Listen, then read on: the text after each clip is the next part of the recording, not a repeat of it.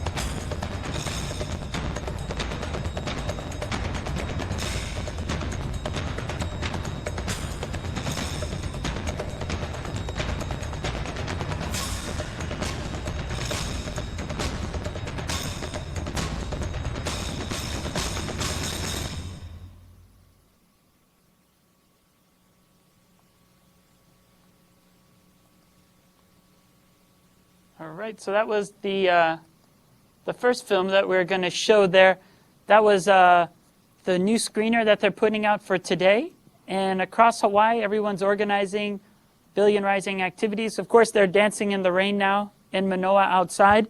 But other great things are happening at Manoa, which are definitely worth showing. One of the most important things is a food security workshop.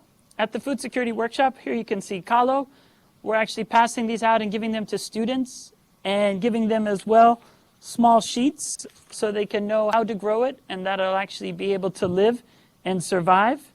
Also, little facts about how good it is for eating and, more importantly, sometimes medicinal value as well. So there, of course, is kalo, very valuable, very ono as well. Along that lines, people are also making signs. So here's one saying plant kalo, it's all edible. Mahalo, haloa, very important one there. The other one that we have is the important one here of uwala. Uwala, of course, right here, and the nice plant, talking about here. Pointed purple and green leaves, intense violet stems. Watering is okay, but full sun and can handle relatively dry conditions. So it's a very important plant here as well. The sweet potato, also onolicious. And then we had one more message here of be sustainable. We owe it to our future keiki, local. And then the final one that we'll show today was support our ecosystems, grow your plants, and buy local, aloha. So there's around 100 signs outside there. The taro tasting is going well. And then there's also a group, Lama, that's organizing the entire thing with Malia, focusing on climate change adaptation throughout Oceania. So this is an activity that we're doing with Billion Rising around the world and organizing. And I thought I'd show one more video that was looking at Billion Rising and what happened last year. And then after this video, then we'll talk a little bit about what people are doing around Hawaii and sharing their story, if that sounds good.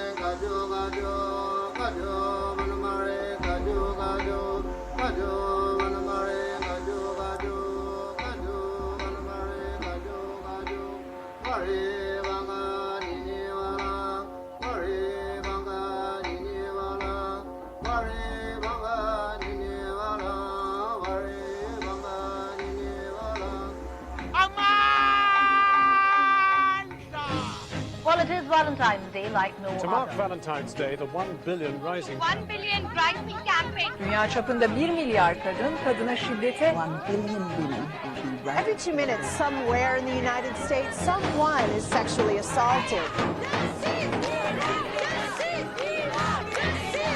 próbáljuk támogatni, illetve felhívni a הקמפיין figyelmet. שמדובר בו הוא מיליארד Well, 1 נשים. Billion Rising is a movement which calls for an end to violence and gender inequality.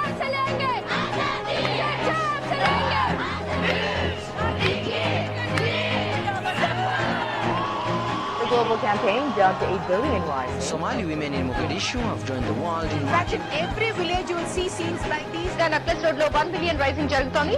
Birazdan burada kentteki ikinci eylem dansını 1 billion rising campaign all in full swing across the world. Everybody should be here. This is a call for 1 billion rising. Filipinos in London and around the world are part of a campaign against violence towards The women. spirit is jago re jago. India jago.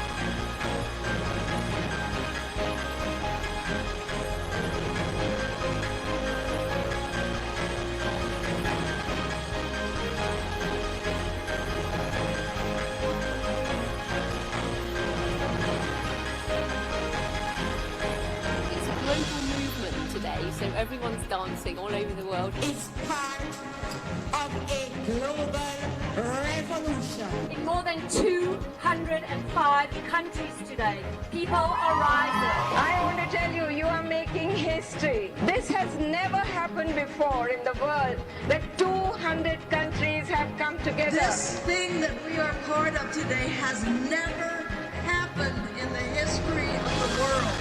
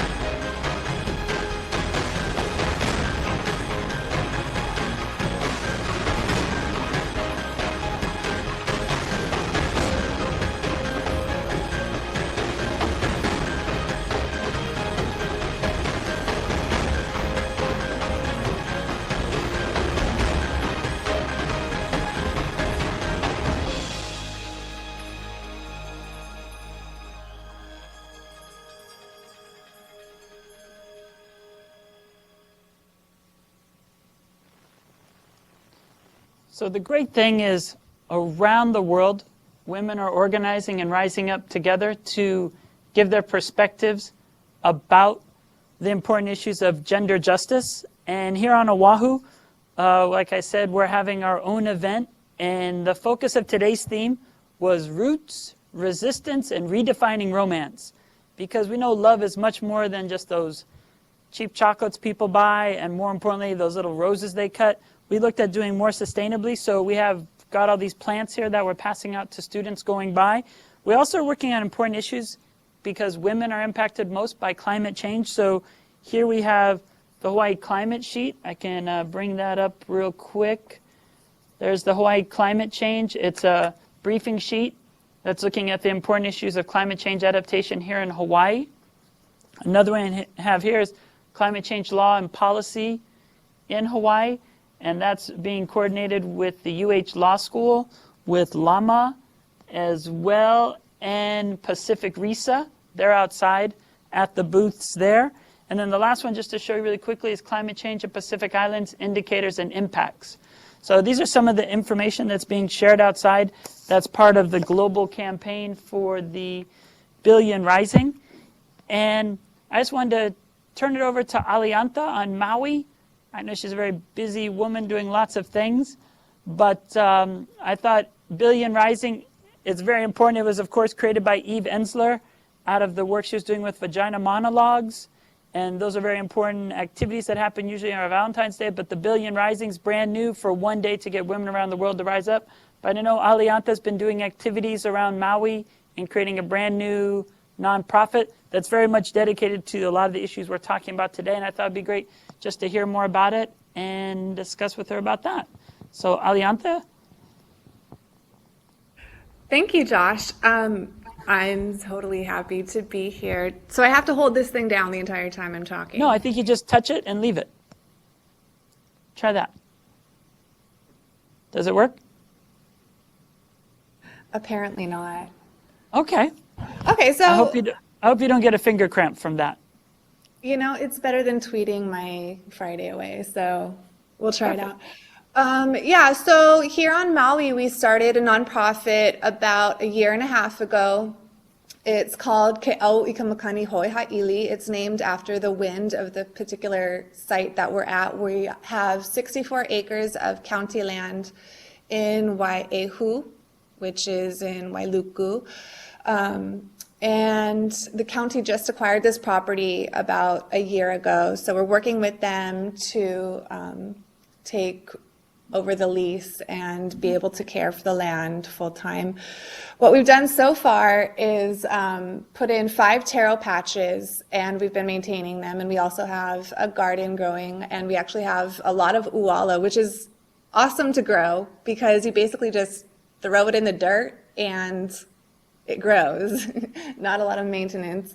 And we've got a couple different varieties of taro. We're doing the dryland taro though because there's not enough water flowing to the ocean for us to do wetland taro. So we have adapted, and that's another issue related not just to climate change, but also food sovereignty. So our immediate goal for this nonprofit is to grow our own food and be sustainable, at least for this pauku, this area of Wailuku. It's one of the last open spaces. Can you pull up the website, Josh? I can try, yeah. Let me know what the what is the address? It is kaehu.com, K-A-E-H-U. K-A-E-H-U.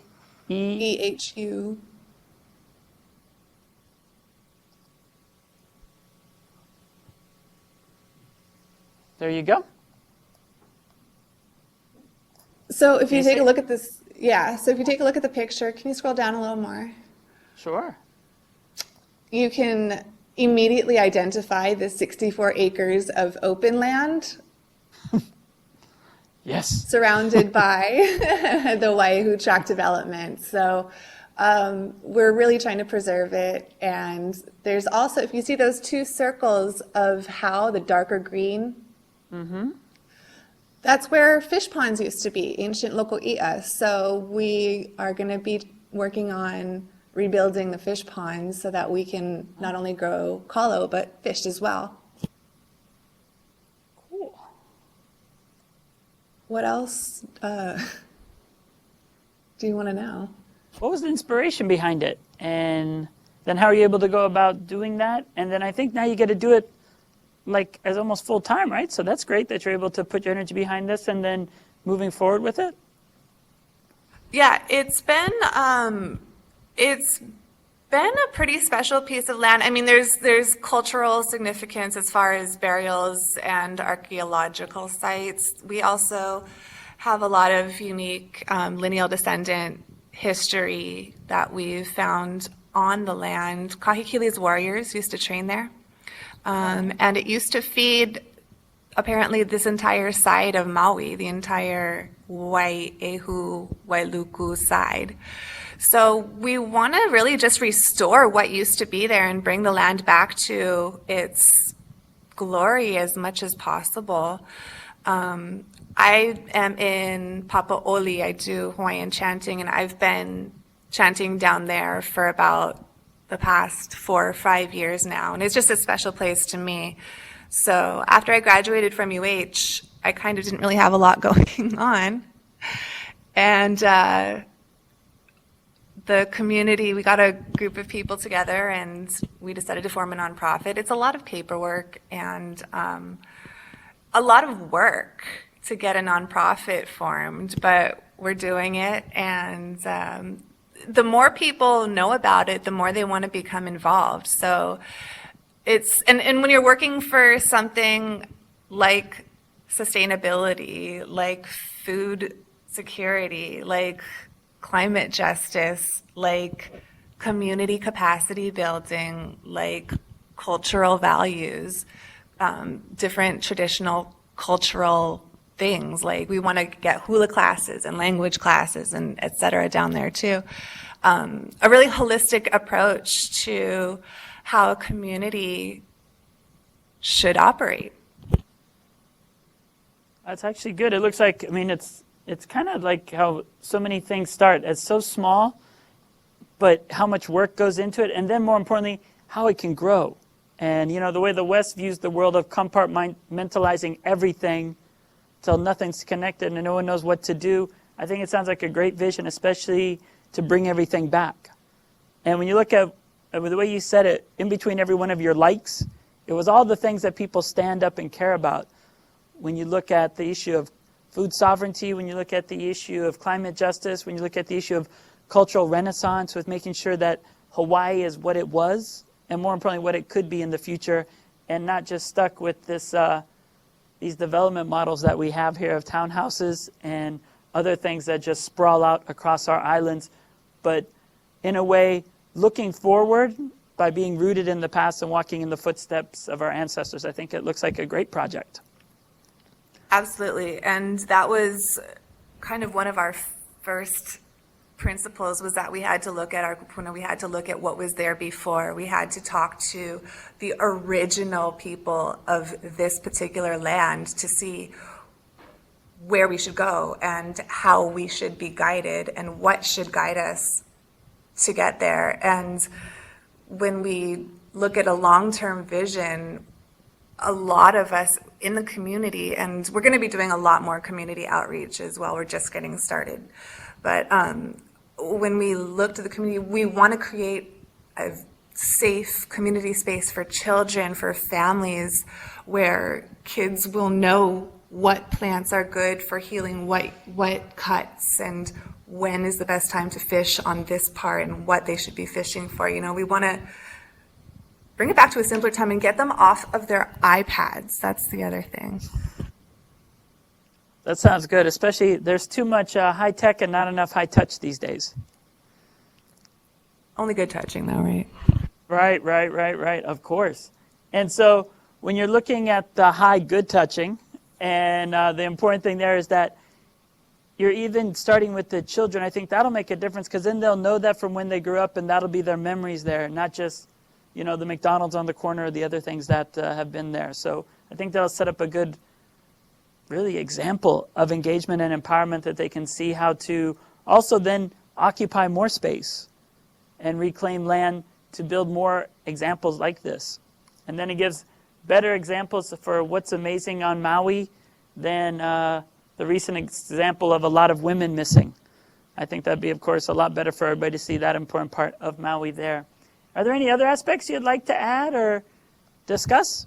I am glad to get you off your tweeting and have you come and talk. The cool thing about this system with the Hawaii Interactive Television is we can actually talk about any issue between the islands and then connect people together without, you know, flying or leaving the places that we love. So interesting enough, last November, before the end of the year, was the issues related to pesticides and GMOs. And what we did is we were able to connect the people on Mokokeawe over on the Big Island with the people on Kauai. And Kauai was actually just having their final decision on the new bills they were looking at regarding how many pesticides go into the land. And then the people on Mokokeawe over on Hawai'i were also looking at moving their legislation forward at the county level. So they were able to share strategy back and forth that way. So looking forward, we have in March, it's usually around International Women's Day, so we can get people together to discuss that way. And then in April is Earth Day, so we'll be doing that on April 22nd. So some of the things that we're looking at doing next is the world, of course, is meeting to discuss the Sustainable Development Goals, what will replace the Millennium Development Goals. And there's one video I'd like to show you, and it's Mary Robinson, and she's connecting the climate change issues and, more importantly, the post-2015. So I know you've been involved a lot at the global level, and I know it takes a lot of energy to do the grassroots activism and then the global advocacy, but I know you understand the connections between the two. And Mary Robinson, of course, was president of Ireland, but then also became the High Commissioner for Human Rights. And 2015 will be a really important year for a couple of things. The first is the MDGs will lapse, and then, more importantly, we're creating the SDGs, the Sustainable Development Goals. And the exciting thing about the difference between the MDGs and the SDGs is that the MDGs were kind of created at a conference at the UN, and then everybody was just told about them, and people tried to organize to meet those 8 goals. But what Ban Ki-moon decided and what they aimed at for the SDGs was, let's do it from the grassroots level and make sure anyone could write them. So I'll pull up this video real quick, and it's Mary Robinson discussing the SDGs and the post-2015 development agenda. But the other important thing besides the SDGs is that the UN Framework Convention on Climate Change should have a binding treaty on carbon, and more importantly, set the tone for how we'll move in the future. So 2015, there's 2 big international developments that are quite crucial. So I'll pull up the climate justice and the post-2015 video there with Mary Robinson, and then after that, we'll look at what people are doing, and maybe we can look at doing one on Maui as well as on Oahu and maybe on Kauai too, where we could have an SDG consultation, and they have it all set up already at the UN where you get to pick and vote for what you care about. So it's kind of a good project you can take into the community. It's all on a website even. So it's the world we want, and you vote for that. But we'll show the short video by Mary Robinson first, and then discuss that right afterwards. I came to the idea of climate justice from my human rights work in African countries with my colleagues. We were working on rights to food and safe water, health, education, working on corporate responsibility, working on women, peace and security. And because we were a very small organization, we had to partner with a lot of partners, including governments. And I was traveling to different countries in Africa, and I kept hearing the same statement, but things are so much worse. And that was about climate shocks, about the rainy seasons not coming the way they used to, about long periods of drought and then flash flooding, about the problem of growing food when you had that unpredictability and no insurance, no plan B. And I realized this was a huge injustice, that climate was affecting the poorest countries and communities disproportionately and faster than parts of the world that weren't in these vulnerable areas, and that these people were not responsible for the greenhouse gas emissions. And so that brought me to climate justice, to a foundation on climate justice. And I think climate justice is very important because it links human rights, development, and climate change. In 2015, we have to achieve 2 huge global agendas. We've got to achieve the agenda of post-2015 sustainable development goals for all countries. And we have to achieve a robust climate agreement. They're not separate issues. They're inextricably linked. And when you take a climate justice approach, you see that. It's very important that we look at the post-2015 agenda in a very holistic way, that it has to actually address the exclusion and poverty of those who, in the 21st century, are suffering in a way that is unconscionable, that 1 billion people, more or less, wake up hungry, live in poverty, children living in poverty, millions of children out of school, and that we understand also that governance issues, that sexual reproductive health issues are vital to changing that, and that we link the Sustainable Development Goals with the necessity for a paradigm shift of attitudes in the richer parts of the world towards low carbon economy, but one that can be a successful economy with different growth and consumption patterns. And we can still have a good life. But the benefits of that also have to be felt by those who have been suffering disproportionately because of the impacts of climate change. And I think that that justice and fairness issue is one that the human rights community has to get behind.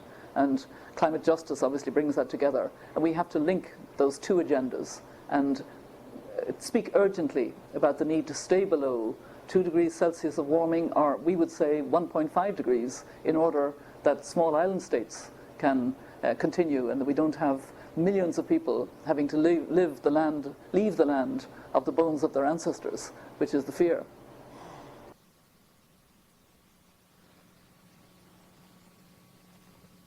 All right, so really important short film there, but definitely the important issues, and that's one of the things we'll look at. One thing I want to look at is the world we want, YouTube, see if I can find that for you. But the world we want is short little thing that's trying to bring everyone together. So I want to just show that to you quickly, because the goal there is that people describing for themselves what the issues are that should be looked at, and then talking together about the way that they want to go forward. So here's this one there. Let me go back real.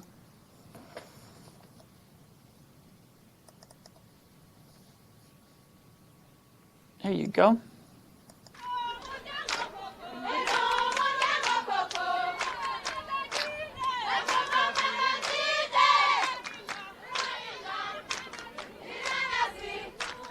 In Rwanda's capital, Kigali, hundreds of girls are voting on the issues they want the world to focus on over the next generation. They are participating in a global conversation taking place here and in 193 countries on all continents, where people are meeting up and making their views known to world leaders. No one is better acquainted with the challenges young people face than Jean. He is representing the interests of young Rwandans at one of several national consultations across the country. The most important goals as a youth is to have a good job, to have better health care, to have access to other ways of interacting with the other youth around the world.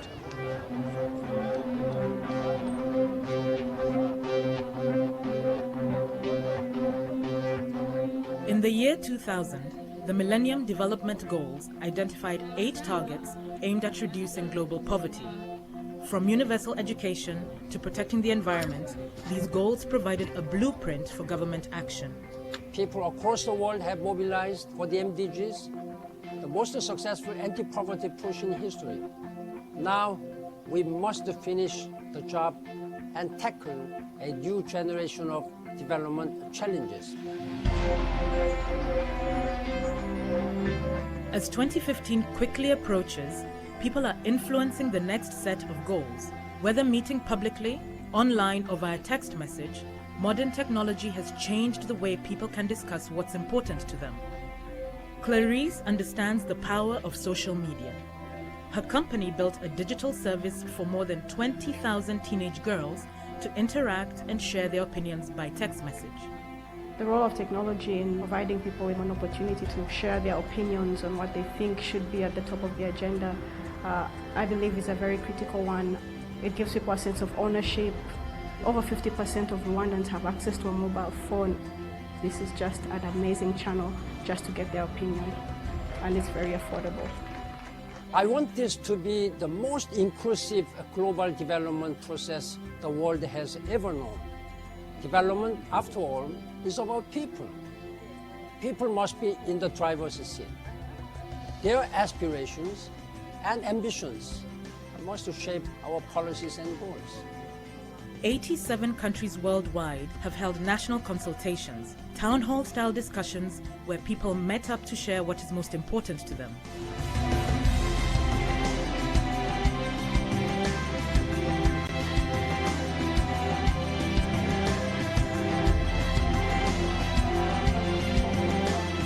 The priorities they raised were recorded by the United Nations and will be presented to world leaders tasked with designing the next generation of development goals. Josephine is sharing her ideas at one of the meetups near her home in Kigali. She works 2 jobs and struggles to pay college tuition for her daughters. She's concerned about the opportunities young people will have in the future. Ikindi cyifuzo nuko nifuza ko abana banje bakwiga bakarangiza amashuri bakiga neza bamara kwiga bakabona akazi. The United Nations has engaged hundreds of thousands of people in consultations around the world, a historic effort for a historic policy-making process. When I look at where we are today, we know that education has played a really big role in our ability to create our own jobs and improve the livelihood of our families. We're able to actually make a difference and fix real-world problems with practical skills. Education, for me, is at the top of my agenda. For my generation, what I see a key element or focus is having a good job, a good education, qualified people to the job market. This process will shape global development for the next generation, and we need to get it right. Our goal is to empower people and build better lives for all while protecting our planet. This is the essence of sustainable development.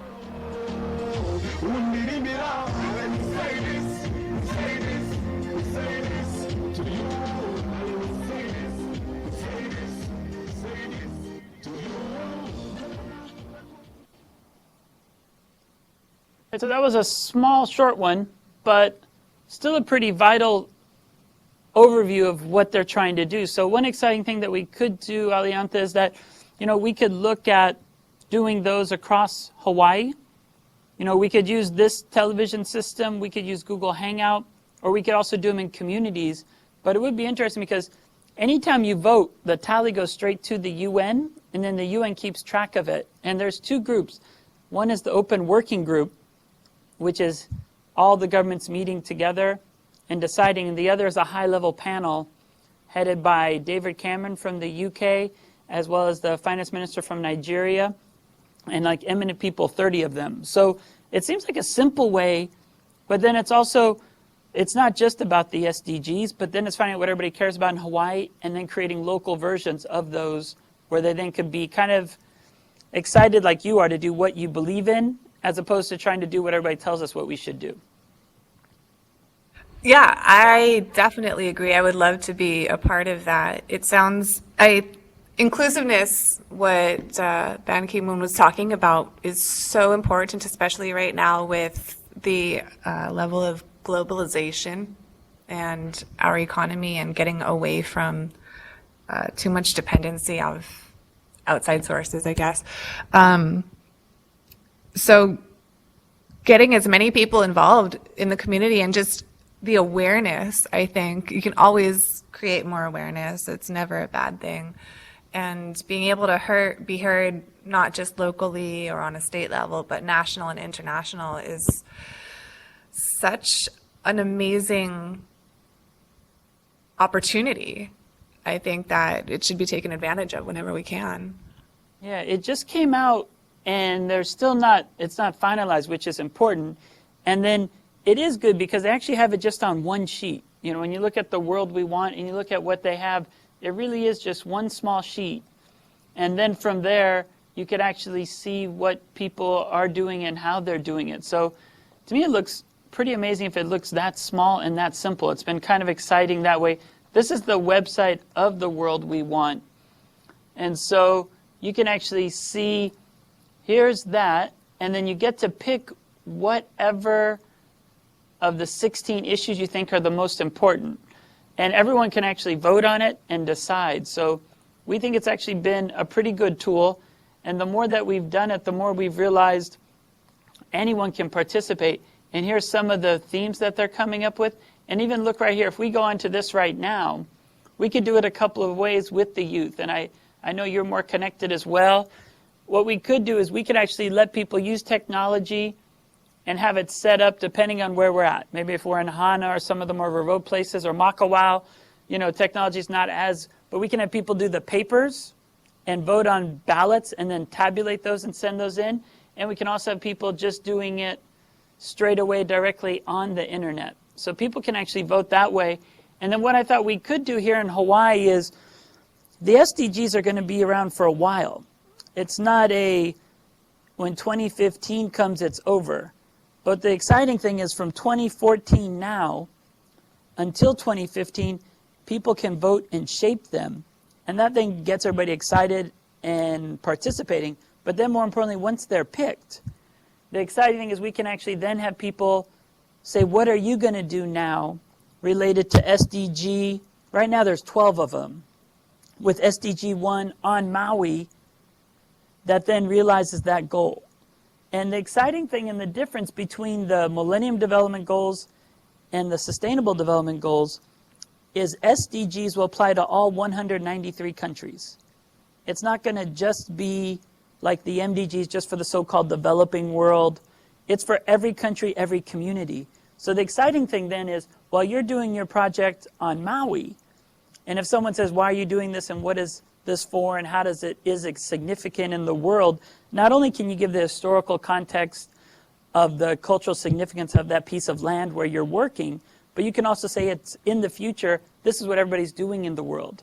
And then you're connected to that global movement at the same time without being distracted by the global agenda, but just allowing what you're doing anyway to fit into that global agenda and connect with other people who might be doing similar land restoration projects. So the idea behind the SDGs is it's just brand new. It allows us to think about that. And it's not perfect yet, of course. It's,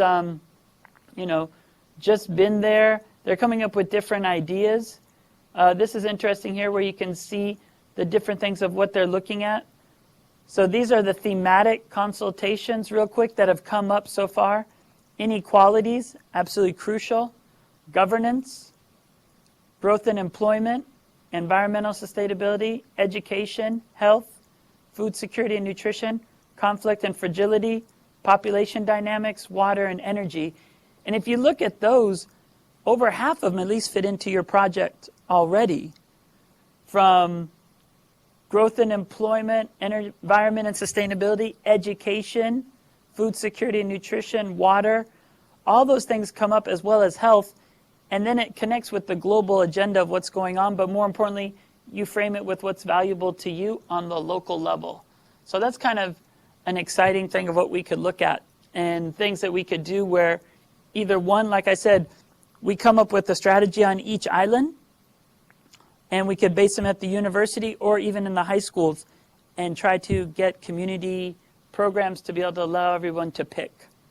And it'd be pretty simple. It could be, the video you just saw plus 2 other short ones and then discussion and let everybody meet and then vote and decide for themselves.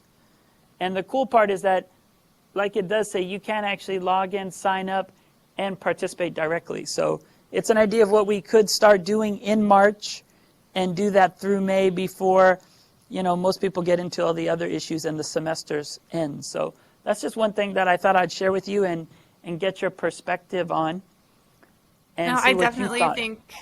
I definitely think involving the youth, even at high school and the university level, is important to get them activated and interested in what's going on around them and on an international level. I think there's such a disconnect sometimes from everyday teenagers and the politics and policy that is actually totally shaping their lives. So being able to get them, involved firsthand and see how they can make a hands-on difference might be, good and change them maybe. Yeah. It could, in a way, kind of serve as like, the gateway advocacy.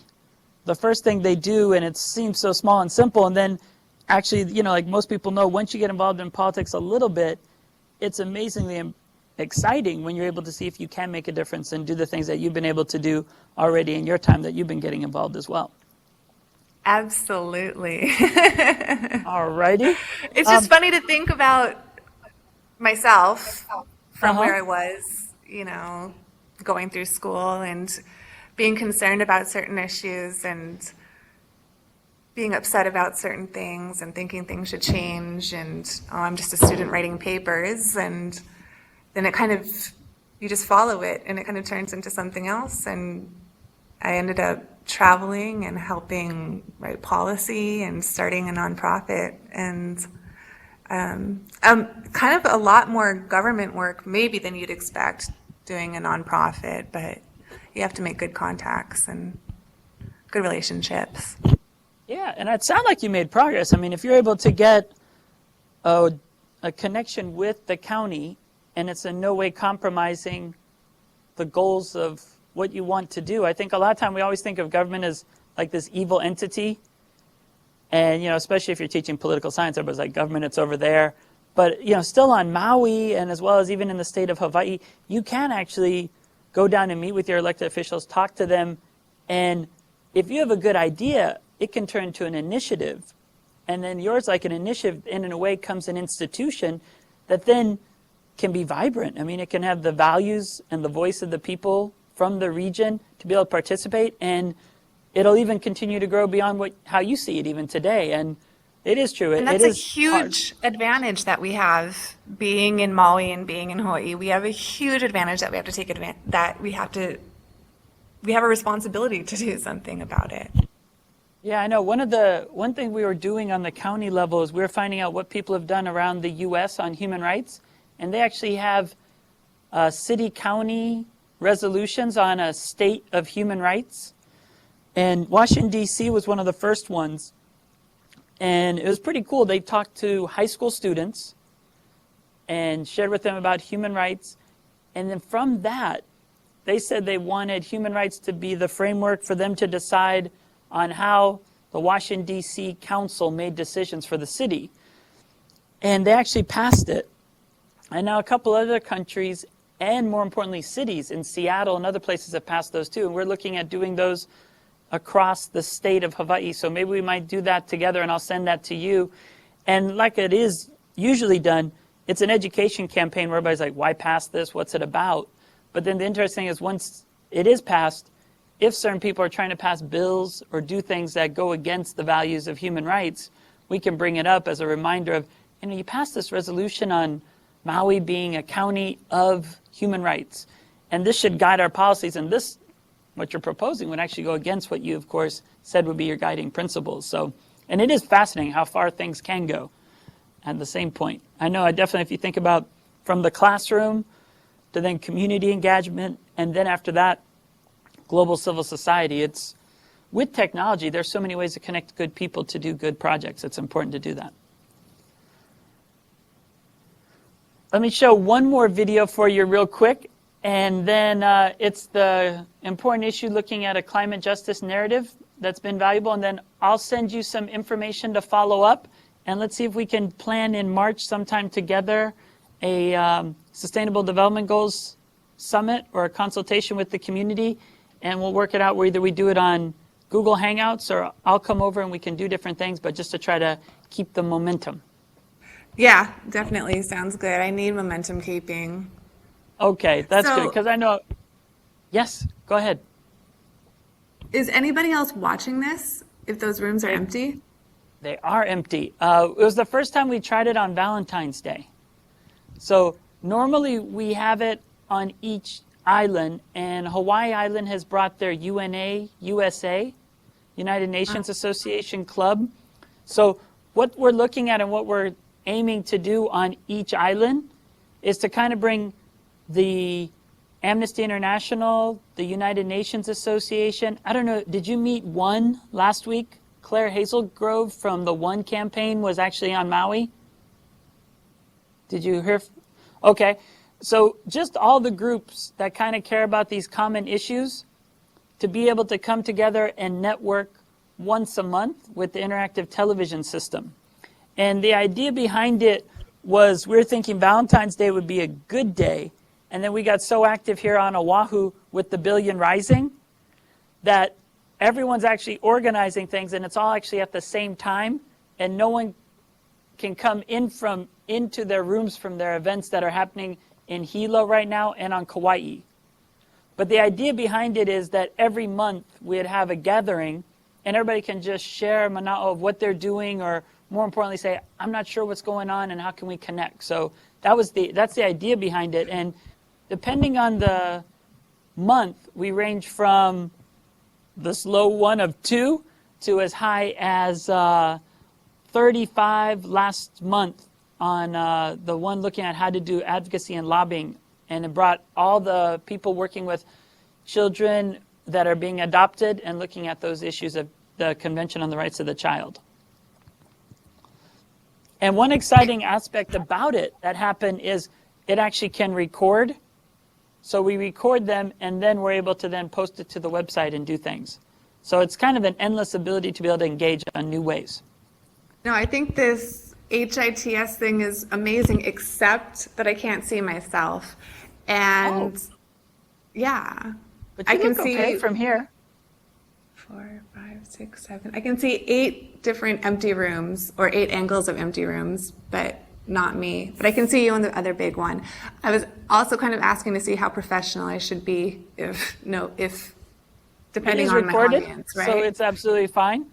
And we can work on it too for future things. It was just one of those things I thought, I know we do email often, and I know you're always like, how can I be more involved? And I was trying to think of like, what's the thing we could do on a monthly basis that's not too much work, but then it also allows you too that you can tell people like, oh, I want to hear this speaker. So a lot of times we feature speakers that we usually bring in, and instead of taking them to every island and doing that giant carbon footprint, we've been doing it through this technique.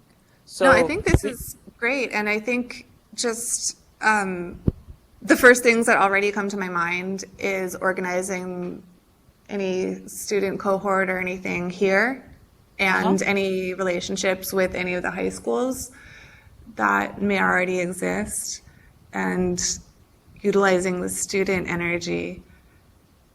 I absolutely agree. Volunteer labor is what I like. Yes, yes. No, one of the things we are looking at is more and more Amnesty International and ONE are doing lobbying for Congress on important issues. And they've done a really good job. So what we're thinking about doing is just having something simple like Human Rights Club on every campus across Hawaii, and then have this used as a way to share the information from DC or from New York when we get it, and then allows everybody to make phone calls and take action. The other thing we thought would be valuable, especially with the upcoming election, when you have all the different people running for the Senate seat, as well as the people coming in to try to get the House seat as they vie for the big Senate seat, is then everyone lobbying and being able to put pressure, because most of our politicians, only so few people participate, but we thought this could be a great tool to get more people engaged. So the idea would be, just setting up at UH Maui a small human rights club. And most people, when we've set up the clubs, they have a United Nations Association club, an Amnesty club, a Peace Action club, and a ONE club, but they don't, and each one of them has 4 members each. So what we're trying to do is say, look, for a human rights club, let's just bring everyone together. And then, of course, everyone works on the issues they care about. But instead of having 4 people in 4 different places, try to bring everyone together more often. Yeah, mobilizing people and getting everybody in one connected thing is so much better than trying to do everything, all the same things individually. That's what we're doing at the nonprofit too, is kind of working with the other ones in the area to see how they did it, to see what worked and what didn't work. And it's so much easier when you've got support and guidance from people that have been there. God. Yeah, I know. We've created nonprofits, and some of them have, they thrive in the beginning because everyone's excited, but then to maintain them, especially after a year or two, and actually go to the next level is the challenging part. That's perfect. So no, definitely I'll let you know via email potential dates for March. I already know April for sure will be Earth Day, so that's a good one to organize around, that we can have an Earth Day activity across Hawaii and be able to network that way. And then the other side is we're really pleased when we did it last November to be able to work on a topic that's really imminent, that a vote was going down in the Kauai County Council that next day, and include the people who are actually involved with the votes to share the issue, and then for them to talk back and forth strategy about what are they facing with the multinational corporations and what they can do next. In fact, one of the things that came up with that is The people on Kauai want to take the next step, and they're concerned with the state of Hawaii passing a law that would allow the state of Hawaii to decide instead of the counties. So we're looking at the upcoming sessions of the UN, where the U.S. will be reviewed. And next month, for March, the one will actually be very important is the Human Rights Committee, the one focusing on the International Covenant on Civil and Political Rights. So next month, from March 10th through 15th, the focus of the Civil and Political Rights Review will actually be the United States of America. So there will be 18 experts reviewing the human rights record of the United States, focusing specifically on civil and political, but it's broad. Article 1 is the right of self-determination.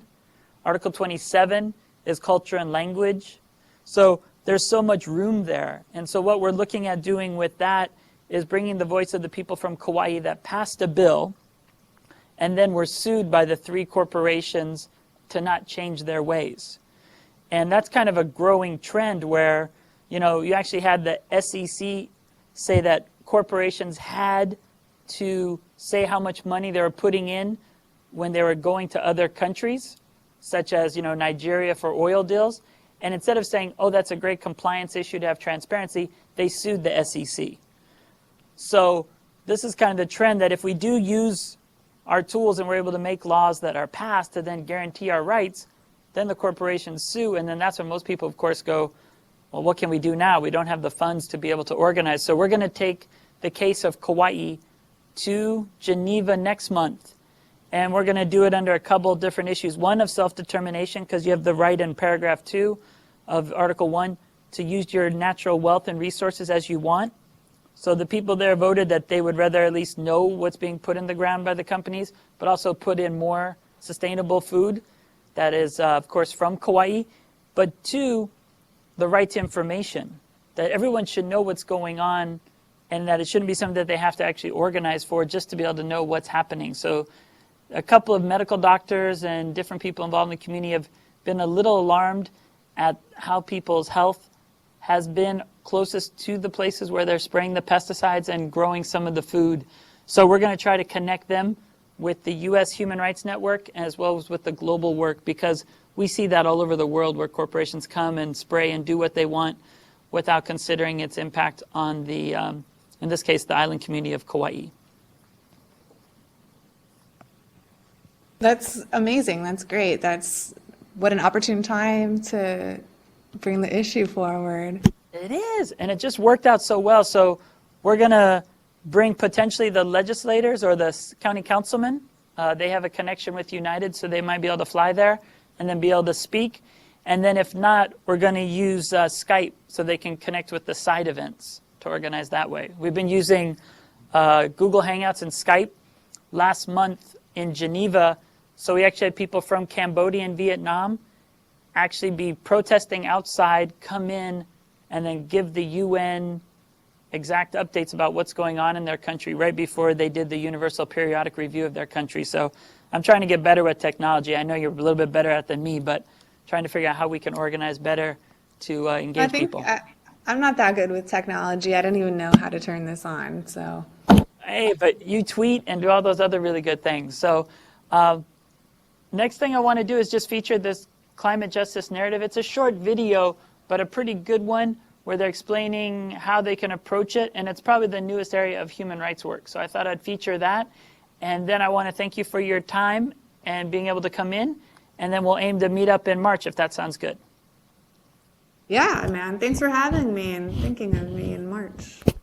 No, I was definitely trying to think of different ways that we could connect. I was like, how do we organize to do this more often, and then we'll allow you also an avenue that you can bring more people in and how we can grow that. So. And I also wanted to, I've never been able to hear from you personally about the inspiration behind the project and how it's been able to grow so quickly, and hear the amazing work you're doing that way. Did I answer your question enough? Yeah, it was great. All right, here we go. We'll watch this video, and then I'll see if there's one more to show. But thank you so much for your time and energy today. Mahalo. Here's this one. Welcome. Well, there are no jobs on a dead planet. So we have a moral imperative to move to the transitions that will take us to a greener economy if we want to hand on a planet to our children and grandchildren. We have to then deal with the optimism of the future and the fear of current populations. And for the trade unions, that's about saying, what is the just transition? How do you provide support for people whose jobs will disappear, whose lands will disappear, who need to be transitioned to another set of realities? So skills, unemployment benefits, support for communities. There are many, many elements of what it takes to be confident that your world today can be transitioned to a world of tomorrow. But it requires a just approach. So climate justice is absolutely critical to the confidence that people feel for themselves and for their children and grandchildren as we move towards greening the planet. New industries, sometimes new homes, more often than not, new technologies that will change the way in which we work and live today. There is a convergence of the solutions to the economic crisis, the inequality that is the economic and social scourge of today, and the imperative to move to a greener economy. When we ask people in 13 countries representing more than half of the world's working people whether or not they supported the investment in green initiatives, in green technologies, in green industries that would provide the jobs of the future, that would deal with both unemployment and climate action, 88% of people said yes. 88%. That's an extraordinary figure for any pollster. So people can feel the confidence and the hope that there is in fact support for a better and greener future. All right, so that was a good one by a trade unionist. Good to see the labor movement getting involved and coordinating that way. So that was the last film that we kind of wanted to show today. But we also think the climate justice narrative is good because it brings together the environment and human rights to then be able to stand together and on a couple of different levels. It looks at employment, it looks at equality, it looks at equity. It brings it all in one, whereas normally people say if you're against some development project that'll actually be destructive, that you're then standing in the way. And the truth is, we really do have a narrative that describes the new direction for how we all want to move, and it's a global movement that reflects the communities around the planet. So it's really good that way. Just wanted to thank you for coming again. Here's our little uwala, and here's our ko'oko'olau, and then here, of course, is our kalo, and want to thank everyone for participating. The other thing we'll do is we'll find the date for March. That'll be focusing on International Women's Day, so it'll grow with what we're doing this time on Billion Rising, and then we'll coordinate from there. So thank you so much for showing up, and I think it's great that we're able to talk and we can look at how we can do the SDG consultations in the future. Perfect. Sounds great. Thanks, Josh. All right. Aloha. I'll talk to you later. Aloha. Or less than a month, because I'll see you sooner. Okay. See ya.